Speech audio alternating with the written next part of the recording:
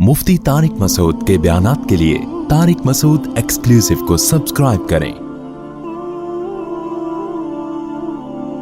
Tariq Masood exclusive.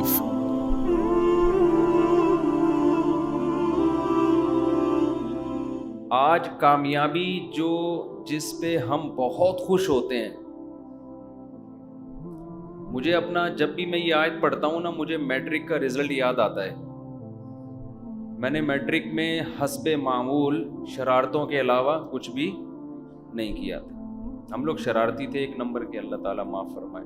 गलत किस्म की शरारतें नहीं थी, कोई गैर अखलाकी। दिल चाहता था कि पढ़ने के अलावा दुनिया का हर काम किया जाए, क्योंकि सच्चे पाकिस्तानी होने की दलील है। तो मुझे उम्मीद ही नहीं थी कि मैट्रिक में कोई अच्छे नंबर आएंगे मेरे, और नकल भी नहीं करनी थी। ये भी फैसला किया हुआ था, वही नकल भर्रे वर्रे नहीं चलाने। घर से सलावातें शुरू हो चुकी थी कि इसका रिजल्ट कोई अच्छा नहीं आएगा। इम्तिहान के दिनों में फिर हम पर एक टेंशन मुसल्लत होती थी कि यार अब कुछ पढ़ लो, पूरे साल तो खेल कूद में गुजारा है, शरारतों में, मस्तियों में। अब एक घर वालों का दबाव भी होता था, तो बिल्कुल इम्तिहान जब सर पे खड़ा होता था तो फिर पढ़ने की कोशिश शुरू करते थे। ये हो क्या रहा है, किताबें लेके बैठे होते थे। तो मुझे याद है अपना दिन कि मैट्रिक का जब रिजल्ट अनाउंस हुआ तो मैंने कहा मेरा तो पता ना साफ हो जाए कहीं। तो मेरा बी ग्रेड आया और बड़ी अच्छी परसेंटेज थी, ए ग्रेड तो नहीं लेकिन बी। मैं बहुत खुश था उस दिन। हालांकि ये बहुत वक्ती ये खुशी है, यानी अगर आप फेल भी हो जाते तो एक साल सप्लीमेंट्री में आप ट्राई कर लेते या अगले साल दोबारा दे देते। घर वालों से थोड़ी सी सलावातें सुनने को मिलती ना, खाना पीना बंद थोड़ी होना था, वो उसी तरह चलता रहता। और अगर घर वालों की टेंशन से बचना है तो दोबारा फेल हो जाओ, फिर अगले साल फिर फेल हो जाओ, तो घर वाले खुद ही बेजार आके कहते हैं कुछ और कर ले भाई। जब भी आपको कोई टेंशन देना वो काम बार बार करो, अगला खुद परेशान होके आपको परेशान करना छोड़ देगा। उसूल याद रखो। दूसरी शादी कर ली, मुसीबत में आ गए, सलावातें गालियां तीसरी भी कर लो, मजीद गालियां पड़ रही हैं, मजीद डिप्रेशन में जा रहे हो, टेंशन में एक और कर लो, जैसी की तैसी। लोग खुद ही बेजार आ जाएंगे, ये बंदा ठीक है ही नहीं, इसको अपने हाल पे छोड़। लोग आपका कॉन्फिडेंस चेक कर रहे होते हैं, ठीक है ना, ये कितना ढीठ है। तो एक दफा फेल हो गए, अगर आप चाहते हो कि टेंशन पार्सल करो, खुद टेंशन ना लो, तो दोबारा भी फेल हो जाओ। खैर हमें तवक्को नहीं थी, बहुत अच्छे नंबर आ गए, तो बड़ी खुशी। तो मुझे वो दिन याद आता है। आवाज़ सही आ रही है आप सबको? तो मुझे वो दिन याद आता है कि यार कितनी खुशी थी। हालांकि वो थोड़े दिनों की है, कोई ऐसा भी नहीं है कि फ्यूचर अगर फेल हो रहे हैं तो हमेशा का फ्यूचर तबाह हो गया। भाई सप्लीमेंट्री में दे देना, अगले साल दे देना, अगले नहीं तो अगले साल, एक साल ज़ाया हो जाएगा ना। और फिर दुनिया में हर कामयाब आदमी के पीछे तालीम थोड़ी है। आप तो माशाल्लाह बॉडी बिल्डर हैं, आप जिम चला रहे हैं ना, तो इसका एजुकेशन से कोई ताल्लुक़ है? बिल्कुल भी नहीं। अगर ये पढ़े लिखे ज़्यादा पढ़ लेते तो ये जो अभी इनको इज्जत या तरक्की मिली है, सेहत ही नहीं होती। सबसे पहली बात, दुनिया में दुनिया की नेमतों में सबसे बड़ी नेमत सेहत है। एक आदमी जो पीएचडी डॉक्टर हो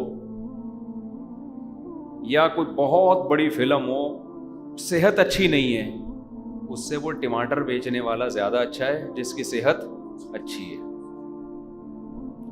समझ रहे हो? जो सेहत अच्छी है ना, जो टमाटर बेच रहा है वो ज़्यादा अच्छा है।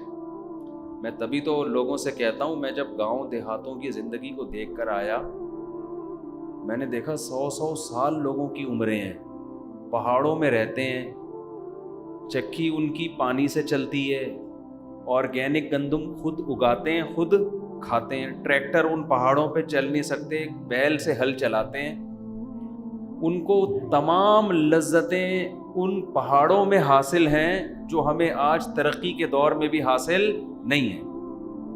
ان کی عمریں بھی اچھی، ان میں کوئی ڈپریشن کا مریض نہیں ہے، اور ان کی اولادیں بھی زیادہ، ان کے بچے بھی ماں باپ کا بہت احترام کرتے ہیں، ان کے ہاں اولادوں کے وہ مسائل نہیں جو آج ہمارے معاشرے میں۔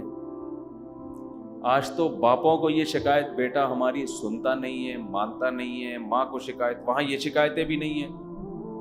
تو میں ان علاقوں میں جا کے کہتا ہوں یار اس ترقی کا، ان کو دیکھ کے ایسا لگتا ہے انسان کو 2 ٹکے کا فائدہ نہیں ہوا۔ مثلا یہ لائٹ نہ ہوتی تو اندھیرا ہوتا، سو جاتے، صبح اٹھتے جلدی اٹھ جاتے، صحت اچھی ہوتی، خراب ہوتی، اچھی ہو جاتی۔ فارمی مرغیاں نہ ہوتی تو یہ بھول ہے کہ ہمیں مرغی کھانے کو نہ ملتی، یہ غلط سوچ ہے۔ دیسی مرغیاں اتنی زیادہ ان کی پروڈکشن ہو جاتی کہ وہی ہمیں کھانے کو ملتی۔ اس کی میں ایک دلیل آپ کو یہ دیتا ہوں، جب تک مچھلی کی فارمنگ شروع نہیں ہوئی تھی، سمندر کی اور دریا کی آرگینک مچھی بہت ملتی تھی، ہمیں بہت ملتی تھی۔ سمندر رزق کے دروازے اس نے کھولے ہوئے ہیں، وہ دے رہا ہے، نکالو کھاؤ۔ ایک فلسفہ گڑھا گیا کہ یہ جو آرگینک مچھلی ہے یہ ہمارے لیے کافی نہیں ہے، اصل میں یہ بزنس کے نقطۂ نظر سے فارمنگ شروع کی گئی ہے۔ یار اس کی آواز کنٹرول کریں، میرے کان گونج رہے ہیں قدیر بھائی۔ بزنس کے نقطۂ نظر سے یہ فارمنگ شروع کی گئی ہے، بزنس کے پوائنٹ آف ویو سے۔ اس کا نقصان یہ ہوا کہ جب تاجر کو سستے میں اتنی زیادہ مچھی وہ پیدا کر سکتا ہے تو وہ آرگینک کی طرف جانا اس نے چھوڑ دیا، اس کی پروڈکشن ویسے ہی کم ہو گئی۔ اب لوگ سیٹ ہو جائیں گے کس پہ؟ آہستہ آہستہ فارمی مچھی پہ سیٹ ہو جائیں گے۔ جب فارمی مچھی پہ سیٹ ہو جائیں گے تو پھر وہ آرگینک بھی وہ ہو جائے گی ونس اپون اے ٹائم کہ ہمارے باپ دادا سمندر سے مچھی پکڑ کے یا دریا کی اوریجنل مچھی پکڑ کے کھایا کرتے۔ حتیٰ کہ اب آپ فشری جاؤ گے نا، وہاں بھی آپ کو فارمی مچھلی مل رہی ہے، اس سمندر کے کنارے بھی آپ کو سمندری نہیں مل رہی۔ تو ہم نے گاؤں دیہاتوں میں بھی وقت گزارا ہے جو فارمی مرغی جانتے نہیں تھے، لیکن وہ دبا کے دیسی مرغی کھاتے ہیں، جب کہو کھلائیں گے وہ، اس لیے کہ لوگ پھر پالتے ہیں۔ تو اگر یہ سائنسی ترقی نہ ہوتی، ہم دیسی مرغیوں پہ سیٹ ہوتے، ہم دیسی گندم پہ سیٹ ہوتے، یہ جو کھاد والی یوریا والی گندم میں یہ نہ ہوتی، بہت کچھ ہوتا۔ خیر ابھی کیا رونا روئے بیٹھ کے آدمی، آپ لوگ کہیں گے کیا دینی باتیں ہم سننے آئے ہیں، مفتی صاحب نے کیا مرغی اور انڈوں کی باتیں شروع کر دی۔ تو جی نام اعمال سیدھے آتے ہیں، میں بات کہاں سے یہاں سے ادھر سے ہم نے ٹریک بدلا کیسے نا، نہیں وہ تو ہے۔ ہاں میں رزلٹ کی بات کر رہا تھا کہ میں یہ عرض کر رہا تھا کہ ایجوکیشن اچھی چیز ہے، حاصل کرنی چاہیے، اس سے انسان پڑھا لکھا آدمی، میچور آدمی بہت کچھ ہوتا ہے، لیکن اس کو بھی اپنے سر پہ بہت زیادہ مسلط کرنے کی بالکل بھی ضرورت نہیں ہے۔ سب سے پہلے کیا ہے؟ صحت۔ اگر آپ کوئی چیز اپنے اوپر مسلط کر لو گے تو آپ کی صحت گئی بھاڑ میں نہیں، تیل لینے۔ سمجھ رہے ہو نا؟ مسلط تو کرنا ہی نہیں ہے، مسلط صرف آخرت کی فکر، بس جہنم سے بچ جائیں جنت میں چلے جائیں۔ اس کے علاوہ مسلمان کسی چیز کی ٹینشن بالکل بھی نہیں لیتا۔ میں آپ کو بتاؤں، میں بہت پڑھے لکھے لوگوں سے بھی ملتا ہوں، سب کی بات نہیں کر رہا، لیکن میں نے بہت سو کو اوپر سے مینٹل ان کا دیکھا ہے تھوڑا سا سیٹنگ آؤٹ، بہت سو کو، تھوڑے نہیں، ہماری بھی ایک زندگی گزر چکی ہے اس معاشرے میں۔ پورے صحیح سیدھے نہیں، پورے صحیح نہیں ہوتے، وہ پورے صحیح میں نے ان لوگوں کو دیکھا ہے جو کچھ زیادہ پڑھے لکھے نہیں ہوتے۔ معذرت کے ساتھ میں کوئی ایجوکیشن کی نفی نہیں کر رہا، بلکہ ایسے لوگوں کو بھی دیکھا ہے جو پڑھ پڑھ کے پاگل ہو گئے، بالکل ہی پاگل ہو گئے، دماغی توازن بالکل خراب۔ اس کی ایک وجہ تو یہ ہوتی ہے کہ ٹینشن بہت لے لیتے ہیں، امتحان کے دنوں میں کتنی ٹینشن ہوتی ہے پتہ ہے نا آپ؟ نہیں پاگل ہو رہا. ہمیں تو یاد ہے اپنا زمانہ, اتنی دماغ میں ٹینشن ہوتی تھی کہ اف, پیپر ہے, کل پیپر ہے, پرسوں پیپر ہے, کیا ہوگا کیا ہوگا. ایک عجیب, پہلے زمانے میں ہمارے علماء نے جو پڑھا ہے نا جن طریقوں سے, جو بڑے بڑے علامے پیدا ہوئے ہیں, ان میں ایگزام کا کانسیپٹ ہی نہیں تھا. آپ کو تاریخ میں جتنے بڑے بڑے علامے ملیں گے مسلمانوں میں, انگریزوں کا مجھے نہیں پتا, وہ ایگزام ہی نہیں دیتے تھے. وہ ہوتا یہ تھا کسی کو ٹیچر بنایا, جو جس فن میں ماہر ہے اس کو اپنا ٹیچر بنا کے اس فن کو اس سے سیکھنا شروع کر دیا. بس کوئی ایگزام نہیں ہے, آپ کی اپنی چاہت پر ہے کہ آپ سیکھنا چاہتے ہو تو سیکھو. امتحان ہم کیوں لیں بھائی آپ سے, امتحان کیوں لیں؟ آپ کا اپنا نقصان ہے اگر نہیں پڑھ رہے. امتحان لے کے ہم نے کیا کرنا ہے؟ سمجھ میں آ رہی ہے بات؟ تو طالب علم کو یہ احساس ہوتا تھا کہ بھائی میں اگر پڑھوں گا تو میرا فائدہ ہے, نہیں پڑھوں گا تو چھوڑو یار, رکشا چلاؤ, ٹماٹر بیچو, کچھ اور کام کرو. یہ جو مدرسوں میں بھی, ہمارے مدرسوں میں, اور جو ہمارا نظام تبدیل ہوا نا, یہ بھی انگریز کے بر صغیر میں آنے کے بعد ہوا ہے. کچھ چیزیں ہم لوگ مدرسے والوں نے بھی گوروں سے لی ہیں. ایک اثر تو پڑتا ہے نا, اثر تو آتا ہے, ورنہ پہلے یہ سیٹ اپ نہیں ہوتا تھا.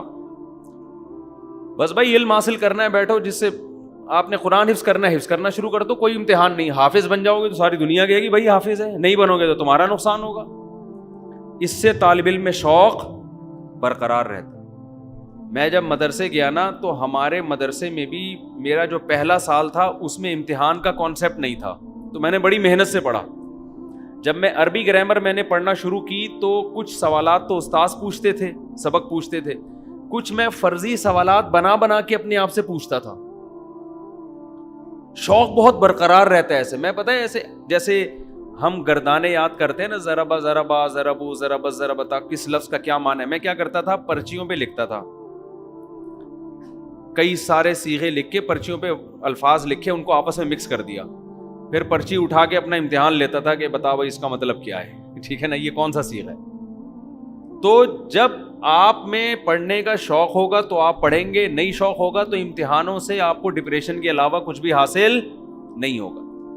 اور یہ بھی آپ کو بتاؤں, جو امتحان میں پاس ہوتے ہیں, اچھے نمبر لیتے ہیں, ضروری نہیں کہ وہ ان کو آتا بھی ہو. امتحان میں تکے دبا کے چل رہے ہوتے ہیں. ہمیں کئی بار ایسا ہوا کہ ہم نے امتحان پورے سال پڑھا نہیں, رات کو ایک سوال دیکھ کے چلے گئے, اتفاق سے وہی آ گیا, چھاپ کے آ گئے. اور جو پورے سال پڑھتا رہا اس نے وہ والا سوال نہیں دیکھا,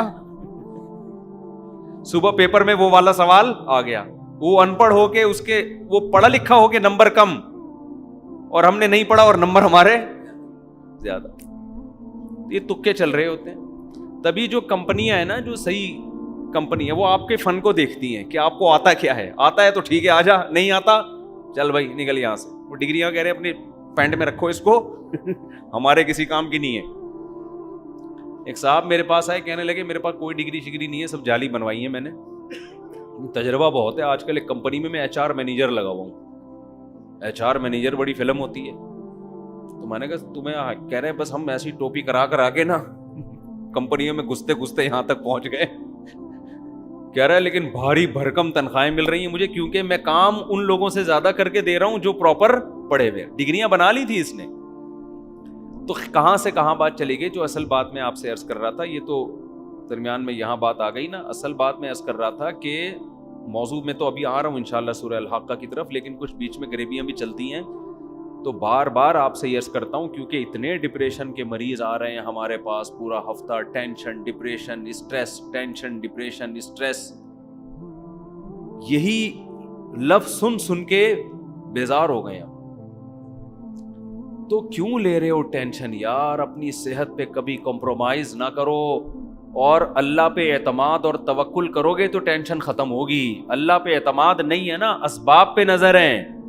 یہ کروں گا تو یہ ہو جائے گا, یہ نہیں کیا تو یہ نہیں ہوگا, گئے بس کام سے.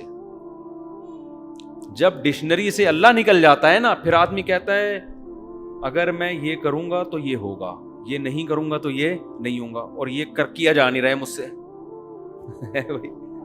یعنی وہ کہتا ہے اگر میں پڑھوں گا تو عزت ملے گی، پیسہ ملے گا، نہیں پڑھوں گا تو نہ عزت ملے گی نہ پیسہ ملے گا، تو چلو پڑھ لو۔ اب پڑھنے کے لیے بیٹھا ہی نہیں جا رہا اس سے،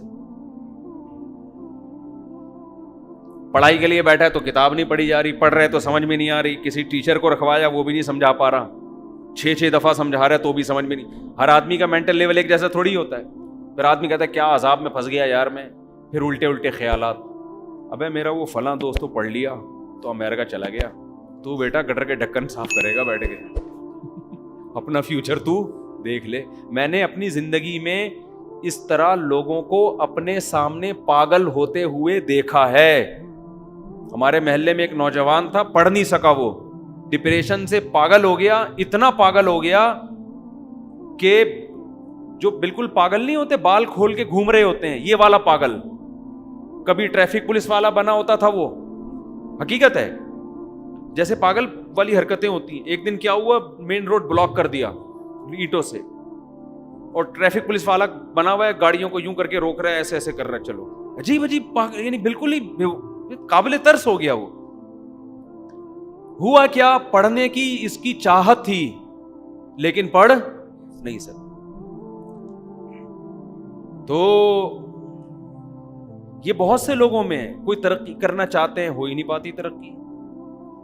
تو آپ کا کام کیا ہے، سب سے پہلے اپنی کھوپڑی کو ٹینشن سے آزاد۔ اس کے 2 موٹے موٹے اصول ہیں، ویسے تو اس پر میرے مستقل آپ کو بیانات ملیں گے، آڈیو بیان ہے، یوٹیوب پہ آپ سرچ کریں، ڈپریشن کا علاج، ٹینشن کا علاج، یہ سرچ کریں۔ لیکن اس کے علاوہ 2 چیزیں ہلکی پھلکی، ایک تو یہ سمجھ لو دنیا مسافر خانہ ہے۔ مسافر خانے کا مطلب یہاں ٹینشن ختم کرنے کی کوشش ہی نہیں کرنی ہے، اس کی کوشش کرو گے نا بہت زیادہ تو یہ بڑھے گی، کم نہیں ہوگی۔ جیسے وسوسہ ایسی چیز ہے، جتنا دماغ سے نکالو گے اتنا ہی دماغ میں گھسے گا۔ اگر آپ واش روم میں بیٹھ گئے، پیشاب کرنے کے بعد آپ نے کہا قطرہ آنا جب بند ہوگا تو میں اٹھوں گا، قیامت آ جائے گی آپ کا قطرہ آنا بند نہیں ہوگا۔ سمجھ رہے ہو نا؟ جو وہمی ہوتے ہیں نا ان کے ساتھ ایسا ہی ہوتا ہے، وہ بیٹھے رہتے ہیں بیٹھے رہتے ہیں بیٹھے رہتے ہیں، چکر آنا شروع ہو جاتے ہیں، قطرہ بند نہیں ہوگا ان۔ کیوں؟ آپ کے پیشاب کا آپ کے مائنڈ سے، دماغ سے تعلق ہے، کیونکہ آپ کی توجہ وہاں ہے۔ جب وہاں توجہ، یہ جو ہمارا قضائے حاجت کا جو سسٹم ہے نا، پیشاب اور قضاء، اس کا ہمارے دماغ سے بہت گہرا تعلق ہے۔ تبھی تو ایک دم جیسی خوف ہوتا ہے فوراً قبض کھل جاتا ہے آدمی کا۔ کسی کو بہت زبردست قبض ہو نا، ٹوٹ نہ رہا ہو، رات کے اندھیرے میں چڑیل بن کے ڈرائیں اس کو، فوراً واش روم بھاگے گا وہ۔ پرانے سے پرانے قبض کا بہترین علاج ہے یہ، حقیقت۔ تو جب آپ واش روم میں بیٹھے ہوئے اور توجہ ساری آپ کی پیشاب کی طرف ہے، سوال ہی پیدا نہیں ہوتا کہ وہ رک جائے، بیٹھے رہو بیٹھے رہو بیٹھے۔ اس کا علاج ہے کہ تھوڑی دیر بیٹھو، جب خیال ہونے لگے کہ یار اب بند ہو گیا ہوگا، استنجا کرو، پتلی گلی سے نکل لو، ٹھیک ہے۔ تو کدھر سے کدھر کھچڑی پک رہی ہے، آج بیان میں شروع سے ہی کھچڑی پکنا شروع ہو گئی ہے۔ تو میں اصل بات یہ کہہ رہا تھا کہ ٹینشن سے بچنا ہے نا، کیونکہ بہت زیادہ لوگ ہیں پریشانی میں۔ تو ہاں، میں یہ عرض کر رہا تھا کہ خیالات کو جب آپ نکالو گے تو خیال دماغ سے نکلے گا نہیں، وہ اور آئے گا۔ جو وسوسے کے مریض ہوتے ہیں نا، کہتے ہیں غلط غلط خیالات آتے ہیں، تو ان کو ہم کبھی بھی نہیں کہتے کہ ان خیالات کو نکالو، وہی نکالو گے تو وہ اور آئیں گے۔ دماغ کو ہٹانے کا طریقہ یہ ہے کہ ہٹانے کی کوشش ہی نہ کرو، جو آ رہے ہیں آنے دو، اپنے آپ کو بزی کر لو بس۔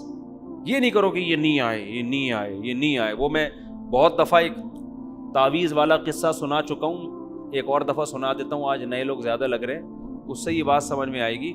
ایک پیر صاحب نے کسی کو تعویذ دیا، لاکھوں روپے لے لیے اور کہا کہ یہ تمہارا تعویذ اس وقت کام آئے گا جب تم یہ تعویذ کو لے کے جب گھر میں داخل ہو تو تمہارے دماغ میں کالے کتے کا تصور نہیں ہونا چاہیے۔ اب کس پاگل کے دماغ میں کالا کتا ہوتا ہے گھر میں داخل ہوتے ہوئے یار؟ کھوپڑی میں خام خام میں اس میں کالا کتا ڈال دیا۔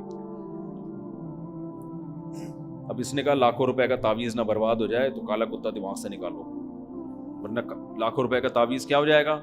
برباد۔ اب یہ تعویذ گھر میں لے کے گھر کو چلا ہے اور کہہ رہا ہے یار کالا کتا دماغ میں، یار یہ دماغ میں تو کالا کتا آ رہا ہے۔ اس کو نکالو کالے کتے کو، نکالو نکالو نکالو، نہیں نکلا، یہاں تک کہ گھر کے قریب پہنچ گیا، اب تو اور آ رہا ہے، ابے نکل دماغ سے، نہیں نکل رہا، کتوں کی پوری فوج گھس گئی اس کے دماغ میں نا، اور آ بھی کالے ہی رہے ہیں، پھر ریورس گیئر لگا کے دروازے سے پیچھے آتا، پھر گھستا، بالآخر نہیں نکلنا تھا، اس سوال ہی پیدا نہیں ہوتا، کوئی میڈیسن کوئی وظیفہ ایسا نہیں ہے جو کتا دماغ سے نکال دے، اور گھر میں گھس گیا، تعویذ نے تو ویسے بھی اثر نہیں کرنا تھا، وہ پیر صاحب کو پیسے کمانے کا موقع مل گیا۔ تو یاد رکھو بالکل دنیا کی مثال ایسی ہے، جو دنیا میں سکون کا متلاشی ہوتا ہے نا، کہ بس مجھے سکون چاہیے، مجھے سکون چاہیے، میری سٹریس ختم ہو جائے، میری ٹینشن ختم ہو جائے، اس کی ٹینشن کبھی ختم نہیں ہوتی، اس کو اگنور کر دو، اللہ نے میرے ذمے جو کام لگایا ہے میں اس میں لگ جاؤں گا، بس ختم، ٹینشن ہوتی ہے نہیں ہوتی ہے میرا ہیڈ ایک نہیں ہے، وہ پریشانی میں خوش ہے تو میں پریشان خوش ہوں، اس کا سب سے پہلا علاج یہ ہوگا، پریشانی ختم ہو جائے گی، آپ اس کا سب سے پہلا فائدہ یہ ہوگا، سمجھتے ہو کہ نہیں سمجھتے؟ یعنی ٹینشن ختم کرنے کی ٹینشن بھی چھوڑ دو، ہم اس کے مکلف ہیں جو ہمارے بس میں ہیں۔ اس کی مثال، ہمیں شریعت نے صحت کے اسباب کا حکم دیا کہ آپ ایسی چیزیں نہ کھاؤ جس سے صحت خراب ہوتی ہے، آپ لائف اسٹائل ایسا رکھو جس سے صحت بنتی ہے، اسباب اختیار کرو، نتیجہ کس کے ہاتھ میں ہے؟ اللہ کے۔ بہت سے لوگ بہت کچھ کر کے بھی کینسر مر جاتے ہیں، اور بہت سے بد پرہیزی کر کے بھی 100 سال زندہ رہتے ہیں۔ تو ہم مکلف ہیں اس کام کے جو ہمارے ذمے قدرت نے لگایا ہے۔ اگر ایک آدمی صحت کی فکر کرتا ہے اتنی جتنی شریعت نے کہا ہے، احتیاط کرو، ہمارے نبی کی جو غذائیں تھیں، سادہ غذائیں تھیں، محنت تھی، وقت پہ سونا، وقت پہ اٹھنا، یہ ساری چیزیں مینج کر کے ایک آدمی چل رہا ہے، لیکن اس کی یہ ساری محنت برباد ہو جائے گی اگر وہ اس کے رزلٹ کو اپنے اوپر مسلط کر لے۔ سمجھ رہے ہیں نا؟ اگر وہ یہ ٹینشن لینا شروع کر دینا کہ اس کا رزلٹ نکل رہا ہے، صحت میری بننی ہے لازمی، تو یہی چیز اس کی صحت کے خراب کرنے کا، کیونکہ صحت کے لیے سب سے پہلے ضروری ہے بے فکری ہو، ٹینشن نہ ہو، اسٹریس اور ٹینشن سے تو آدمی کا بیڑا غرق ہو جاتا۔ میں نے دیکھا ہے کچھ لوگ صحت کو مسلط کر لیتے ہیں، ہائے یہ نہ ہو جائے، ہائی یوں نہ ہو جائے، ہائی یوں نہ ہو جائے، بھائی یہ بھی نہ، چھوئی موئی بن گئے، یہی چیز ان کو ڈپریشن میں لے گئی۔ تو آپ نے اسباب اختیار کرنے ہیں، بن گئی ٹھیک ہے، نہیں بنی تو کون سا یار، ہم نے قیامت کا اعلان کر کے تھوڑی جانا ہے، وہیں جانا ہے جہاں بیمار لوگ گئے ہیں، ہم بھی مر جائیں گے، وہ بھی مر جائیں گے، فنش، کہاں کتنے دن زندہ رہنا ہے ہم۔ تو خوش آدمی صحت مند ہوتا ہے، کامیاب ہوتا ہے، بھلے اس کے پاس پیسے نہ ہوں۔ تو اس لیے ہاں، تو میں پہلی بات یہ عرض کر رہا تھا، دو اہم چیزیں ہیں۔ پہلا چیز کیا؟ دنیا کو مسافر خانہ سمجھے انسان، جب مسافر خانہ سمجھے تو کامیابی کے اسباب اختیار کرے گا، کامیابی کو دماغ میں مسلط نہیں کرے گا۔ اللہ دے دے کامیابی ٹھیک ہے، نہیں دے تو بھی ٹھیک۔ دوسری چیز، اللہ پہ توکل۔ توکل کا مطلب یہ ہوتا ہے اللہ نے جو قانون بنایا ہے عمل کا، میں اس کو تو فوکس کروں گا، ہر کامیابی کا سبب میں اختیار کروں گا، نتیجہ میرے ہاتھ میں نہیں ہے، نتیجہ جو بھی نکلے چاہے الٹا نکلے وہ میرے لیے بہتر ہی ہوگا۔ میں بار بار مثال دیتا ہوں نا یعقوب علیہ السلام کی، ساری زندگی ٹینشنوں میں، سارے نتیجے الٹے ہی نکل رہے ہیں، ایک بچہ گم ہوا پھر دوسرا بھی گم ہو گیا، لیکن اللہ پہ توکل کر رہے ہیں، جو ہو رہا ہے میرے حق میں کیا ہو رہا ہے؟ بہتر۔ رزلٹ کیا ہوا؟ بہتر ہوا نا، رزلٹ سب سے اچھا ہوا۔ زکریا علیہ السلام کو اولاد ہی نہیں مل رہی، دعائیں مانگ مانگ کے آخر میں اولاد ملی، ایسی ملی کہ پیغمبر دے دیا اللہ نے، پیغمبر مل گئے ان کو۔ تو یعنی حضرت حکیم الامہ مولانا شرف علی تھانوی رحمہ اللہ تعالیٰ فرمایا کرتے تھے، یعنی ان دو باتوں کا میں خلاصہ بیان کر رہا ہوں ان کی زبان میں، کہ رضا بالقدر، اپنے آپ کو اللہ کے حوالے کر دیں، اپنے آپ کو اللہ کے سپرد، کہ جو میرے ساتھ ہوگا وہ میرے حق میں بہتر، بس میں اس پہ راضی ہوں، میں خدا نہیں ہوں، خدا کوئی اور ہے، بس جو ہوگا کیا ہوگا؟ بہتر۔ لیکن اس کا دیندار لوگ غلط مطلب لیتے ہیں، جو ہوگا بہتر ہوگا, لہذا بھاڑ میں جائے, جو مرضی کرنا ہے کرتے رہو بیٹھے, ہوگا تو وہی جو اللہ چاہے گا. یہ غلط مطلب ہے. ابے شوگر کا مریض لڈو کھا رہا ہے بیٹھ کے, اس کو کوئی سمجھا رہا ہے بھائی یہ تیرے کھانے کی چیز نہیں ہے, مرے گا, وہ کہے گا میں اللہ کی تقدیر پہ کیا ہوں, راضی ہوں. یہ مطلب نہیں ہے. آپ نے حماقتوں کے سارے کام کر لیے, آپ کمانے کی کوشش نہیں کرتے. جب بیوی بچے صلواتیں سناتے ہیں ڈپریشن میں جاتے ہیں, اور پھر جب ڈپریشن اسٹریس ہوتی ہے تو آپ کہتے ہیں مفتی صاحب نے کہا ہے کہ اسلام یہ کہتا ہے کہ کسی چیز کی ٹینشن نہ لو, لہذا میں اس کی ٹینشن نہیں لے رہا. یہ مطلب ہرگز نہیں ہے. اپنی طرف سے آپ نے کامیابی کے تمام اسباب اختیار کرنے ہیں, پھر نتیجے کی ٹینشن نہیں لینی, پھر اللہ کی مدد ہوگی. اگر اپنی حماقتوں کی وجہ سے آپ پر آزمائشیں آئی ہیں, اس میں اللہ آپ کے دل کو صبر کے لیے نہیں تھامتا. علماء کہتے ہیں آپ کی حماقت سے جو پریشانی آئے گی اس میں آپ کو صبر کی توفیق نہیں ملتی. آپ نے اب کام صحیح کر رہے, پھر بھی اللہ کی طرف سے آزمائش آ گئی, اس آزمائش میں اللہ کی طرف سے صبر کی توفیق ملتی, اللہ دل کو تھام لیتا ہے. آج کل جو آزمائشیں اور ٹینشنیں آ رہی ہیں وہ اللہ کی طرف سے نہیں آ رہی, وہ میری اور آپ کی حماقتوں سے آ رہی ہیں. سمجھتے ہو, ان میں سب سے بڑی حماقت جو ہماری پاکستانی قوم کا بلکہ اکثر مسلم قوم کا المیہ ہے, وہ حماقت ہے سستی اور کاہلی.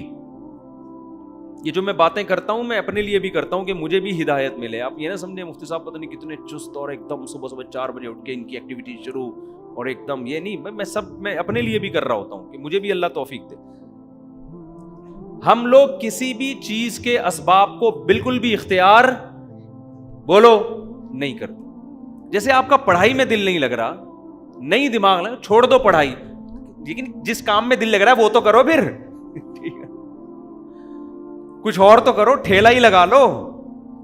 یہ جو سارا دن پڑے ہوئے ہیں نا پوستیوں کی طرح, یعنی دیکھو ایک ہوتا ہے آرام. آرام کی ڈیفینیشن کیا ہے؟ جب آپ اہم کاموں میں تھک جائیں تو باڈی کو کیا دیں؟ آرام.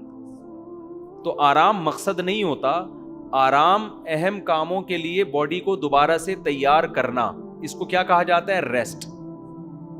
سمجھتے ہو اس کو کیا کہا جاتا ہے؟ ریسٹ. ہمارے ہاں المیہ یہ ہے آرام مقصود ہے. کام جب سر پہ مجبوری میں عذاب میں ٹینشن میں آتا ہے نا کہ مر نہ جاؤں, پھر کام کرنا شروع کر دیتے ہیں. نہیں آ رہی میرا خیال ہے بات. ہر آدمی کی خواہش ہے میں پڑا رہا ہوں آرام سے, اللہ یہ کہ کوئی آسمانی آفت نہ, آسمان نہ پھٹ جائے, کوئی بہت بڑا عذاب نہ آ جائے میرے اوپر. جیسے آپ دفتر جاؤ گے تو دفتر آپ اس وقت تک نہیں پہنچتے جب تک کہ آپ کو یقین ہے کہ اب مزید لیٹ ہوا تو اب باس کی طرف سے صلواتیں سننے کو ملے گی. اب اٹھنا مجبوری بن چکی ہے. اس کا مطلب آرام اصل تھا, کام کیا ہو گیا؟ ایک جزوی. یہی ہو گیا کہ نہیں ہو گیا؟ تو یہ لائف اسٹائل صحیح نہیں ہے. اس میں آپ کو اگر ناکامی ملے گی تو یہ ناکامی اللہ کی طرف سے نہیں ہے, یہ کس کی طرف سے ہے؟ آپ کی طرف سے. آپ اگر صبح شام الٹی سیدھی چیزیں پھوڑ پھاڑ کے آپ نے برابر کر دی ہیں اور پھر آپ کا کولیسٹرول لیول بڑھ گیا, آپ کو ہارٹ کے مسائل شروع ہو گئے, آپ کو شوگر, آپ کے گردے میں مسئلے, تو یہ بیماری اللہ کی طرف سے نہیں ہے. یہ کس کی طرف سے میرے بھائی؟ آپ کی اپنی حماقتوں کی وجہ سے. اس لیے ان بیماریوں میں, آج کل بیماریوں میں عام طور پہ صبر کی توفیق مل نہیں رہی ہوتی. ٹھیک ہے, کیونکہ یہ کس کی حماقتوں سے ہوتی ہیں؟ اللہ کی. اور اس میں تسلی بھی نہیں ملتی. جب آدمی روتا ہے کہ وہ اس وقت مجھے کہہ رہے تھے یہ نہ کھا یہ نہ کھا. میں آپ کو ایک صحت کی چھوٹی سی بات بتا دوں, آپ روزے رکھنا شروع کر دو, اتنی خاندانی صحت ہو جائے گی نا کہ ایسی خاندانی ہو جائے گی کہ بس پوچھو ہی نہیں. روزہ ایسی صحت کے لیے ایسی مفید چیز ہے, بڈھوں کو جوان کر دے ایسی چیز ہے یہ, سمجھ رہے ہو؟ اس کو ہلکا نہ سمجھو آپ. اس پہ اب آج کل بڑی جدید ریسرچ, تجربے سے بڑھ کر کوئی دلیل ہوتی ہے؟ آپ چند دن روزے رکھو, آپ کی آنکھیں روشن ہونا شروع ہو جائیں گی, ایسے ہلکے پھلکے, اور پھر کم کھانے کی عادت پڑ جائے گی آپ کو. میں اپنی تعریفیں کبھی بھی نہیں یہاں بیٹھ کے کرتا, صرف مثال دینے کے لیے. میں نے صبح سے لے کے اب تک بمشکل ایک روٹی کھائی ہوگی, صبح پراٹھا کھایا تھا وہ بھی آدھا, اتنا سا تھا ایک تو پراٹھا, بڑے پراٹھے کا آدھا ہی ہو گیا وہ, اور میرا خیال ہے میں نے دوپہر بھی آدھی روٹی کھائی ہوگی, کیونکہ میں بالکل فٹ فاٹ, کوئی مجھے کوئی ویکنیس کوئی کمزوری الحمدللہ. یہ جو ہم کہہ رہے ہیں نا پھوڑتے جاؤ پھوڑتے جاؤ پھوڑتے جاؤ پھوڑتے جاؤ, یہ دماغ خراب ہوا ہے نا, یہ کسی نے غلط پٹیاں پڑھائی ہوئی ہیں. دوپہر میں جب روٹی کھانے کے لیے بیٹھا نا تو میرے پاس آج قیلولے کا ٹائم نہیں تھا, کھانے کے بعد آرام کا ٹائم نہیں تھا. مجھے پتا تھا زیادہ کھاؤں گا نیند آئے گی, سارا دن کا بیڑا غرق ہو جائے گا میرا.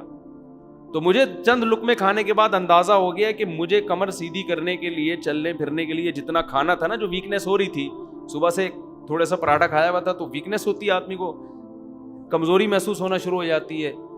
تو مجھے اندازہ ہو گیا کہ اتنے نوالے میں نے پیٹ میں ڈال دیے کہ اب میری کمر سیدھی ہو گئی, وہ جو ویکنیس ہو رہی تھی وہ ختم. تو میں نے ہاتھ روک لیا اپنا, کیونکہ اب میں مزید کھاتا تو لمبا ہونا پڑتا مجھے. مزید کھاؤ گے آپ کیا ہوگا پھر, ٹون بیٹھا ہوا ہے یہاں بیٹھا ہوا ہے, تو پھر دیکھو نا لوگ کوئی بیٹھے ہوتے کوئی ٹیڑھا بیٹھا ہوتا ہے. پاکستانی کو کبھی آپ سیدھا نہیں دیکھو, کھڑا ہوا ہوگا تو ٹیڑھا کھڑا ہوگا, بیٹھے گا تو ٹیڑھا. وجہ کیا ہے, اتنا پیٹ بھرا ہوا ہے کہ سیدھا ہوا ہی نہیں جا رہا اس سے. آپ زیادہ کھاؤ گے آپ کو غنودگی آئے گی. پھر اس میں بعد بھی میں نے تھوڑا سا قیلولہ کیا ہے, کیونکہ تھوڑی سی بھی روٹی کھاؤ تو ہلکی پھلکی نیند آتی ہے. وہ قیلولہ کیا ہے, عصر کی اذان 5:15 پہ اور نماز 5:30 پہ. تو میں 5:15 پہ لیٹا ہوں, 5:30 کا الارم لگا کے, سمجھتے ہو اتنی دیر میں جو آنکھ لگی ہے, پھر بھاگتا ہوا آ کے وضو کر کے جماعت میں شامل ہو گیا تو فریش ہو گیا. اتنی نیند کافی ہوتی ہے اگر آپ کھانا کھا لو. تو یہ جو پھوڑنا پھاڑنا, ادھر سے یہ کھا لیا ادھر سے متصل لہلا لیا, سب کچھ کھا لیا, ادھر سے یہ کھا لیا ادھر سے یہ کھا لیا, یا تو بہت آپ نے ایکسرسائز کی ہو کہ بڑے بڑے ویٹ اٹھائے ہوں آپ نے, اور پھر آپ کی باڈی مانگ رہی ہو کہ کھا جا اس کو, اگر ابھی کھانا نہیں ملا تو یہ انسانوں کو کھا جائے گا, اتنی بھوک لگ رہی ہے. پھر پھوڑتے ہوئے مزہ بھی آتا ہے یار. صبح سے ہم نے کون سا کوئی ویٹ لفٹنگ کی ہے. تو یہ رمضان کے حوالے سے بھی بات ہو گئی نا کہ روزہ جو ہے نا, روزہ ایسی خاندانی چیز ہے, صحت کے لیے بہت ہی مزے کی چیز ہے یہ. لیکن روزے میں 2 چیزوں کا خیال کر لیں, بس میں یہ کر کے پھر اصل ٹاپک کی طرف آتا ہوں. روزے میں 2 چیزوں کا خیال کر لینا چاہیے کہ جن کی عمر 40 سال سے اوپر ہے نا, وہ روزے میں روٹی چاول چھوڑنے کا ان کے پاس بہترین موقع ہے. کم کر دیں یہ, باقی چیزیں پھوڑیں آپ, ٹھیک ہے نا, گوشت پھوڑیں, کھجوریں پھوڑیں, دودھ پھوڑیں. یہ صرف تجربہ کر لیں کہ رمضان میں آپ نے روٹی اور چاول کیا کر دینا ہے, کم. چاٹ بھی کھائیں آپ, میرا تجربہ ہے, ہو سکتا ہے یہ ان کی رائے کچھ اور ہو, میں تو اپنا تجربہ شیئر کر رہا ہوں. پروفیشنل آدمی تو ہی ہیں, یہ آپ کو بتائیں گے کیا کرنا, کیا کھانا ہے کیا نہیں کھانا, لیکن میں اپنا تجربہ شیئر کر رہا ہوں کہ آپ جب افطاری کے لیے بیٹھتے ہیں نا, نفلی روزہ بھی رکھیں کبھی, افطاری کے لیے بیٹھتے ہیں آپ, کالے چنے کی چاٹ کھا لیں, آپ سفید چنے کی چاٹ کھا لیں, ہر وہ چیز جس میں کاربوہائیڈریٹ کارب کم ہو. گندم جو ہے نا, یہ جو روٹی آج کل ہم کھا رہے ہیں نا, یہ ویسے چینی سے بچ رہے ہیں لوگ. روٹی کھا لی تو بس گڑ کھا لیا آپ نے, ٹھیک ہے نا. روٹی میں بہت زیادہ, تبھی تو روٹی کھا کے ٹون ہوتا ہے آدمی. افطاری میں بہت سے لوگ کہتے ہیں ہم افطاری کھا کے نڈھال ہو جاتے ہیں, اٹھا ہی نہیں جاتا. آپ افطاری میں لیمن کا شربت پئیں اور یہ چاٹ ماٹ کھا لیں, روٹی نہ کھائیں, تو آپ نہیں نڈھال ہوں گے اور فریش ہو جائیں گے آپ. سمجھتے ہو کہ نہیں سمجھتے؟ تو افطاری میں یہ رمضان جو ہے صحت بنانے کا ایسا بہترین, اور اس سے پھر آپ کو پورے مہینے جب آپ کنٹینیو یہ روٹین رکھیں گے آپ کو عادت پڑ جائے گی. میں نے اکثر دیکھا ہے رمضان گزرنے کے بعد عید میں زیادہ بھوک لگتی نہیں ہے پھر, بلکہ پیٹ خراب ہو جاتا ہے زیادہ کھا لو گے آپ. تو قدرت نے آپ کو ایک بہت اچھی سہولت دے دی کہ اب آپ عید کے دن تھوڑا کنٹرول کر لیں. آپ کو کنٹرول کرنے کی عادت پڑ گئی ہے, لیکن ہم پیٹ خراب کر کے نا اس عادت کو کیا کرتے ہیں, عید کے دن تھوڑا سا کھائیں گے پیٹ بھر جاتا ہے. لیکن ہم کہتے ہیں یار میں نے رمضان سے پہلے تو یہ پوری پلیٹ بھر کے کھائی تھی, تو میرا آدھی میں کیوں بھر گیا پیٹ. اب پیٹ کہہ رہا ہوتا ہے نہیں ضرورت, آپ نے کہا نہیں میں تو ٹھوسوں گا, میں تو ٹھوسوں گا. وہ ٹھوس کے پھر وہی ہو جاتا ہے, تھوڑے دن مر جائیں گے اور دھماکے پٹ پٹا جائیں گے, اور کیا ہو. مرنا بھی اتنا مسئلہ نہیں ہے بھائی, جتنے دن جیو صحت کے ساتھ جیو, خوشی کے ساتھ جیو, دماغ فریش ہو, آنکھوں کی روشنی صحیح ہو. تو یہ کھانے سے اس کا بڑا گہرا تعلق ہے. بھوک سے مرنے والے دنیا میں انگلی پہ گنے ہوئے لوگ ہوں گے. کھا کے مرنے والے جتنے اس وقت لوگ مر رہے ہیں 99% وہ ہیں جو کھا کے مرے ہیں. قبرستان میں جاؤ, اگر قبروں پہ موت کی وجہ لکھی ہوئی ہو نا, ایک بھی ایسا نہیں ہے جس میں لکھا ہوگا ان کو کھانے کو نہیں ملا تھا اس لیے مر گئے. ایک بھی ایسا نہیں. جتنے مردے پڑے ہوئے ہیں نا, حضرت کو ہارٹ اٹیک ہوا تھا, کیوں ہوا تھا؟ کولیسٹرول لیول بڑھ گیا تھا. کولیسٹرول لیول سے کیا ہوا جی؟ رگیں بلاک ہو گئیں. تو کیا تھا اصل میں؟ گھی کے پراٹھے بہت کھا لیے تھے, بہت زیادہ پھوڑ دیے تھے. اس دن رات کو جب یہ آئے, اتنا کھایا انہوں نے, اتنا کھایا کہ صبح پولیس بھی ان کو نہیں اٹھا سکتی. ٹھیک ہے, ایسا مرے ہیں یہ. جتنے آپ کو ملیں گے ایسے ہی ملیں گے. تو یہ ہمارے مذہب کی بھی تعلیمات ہیں.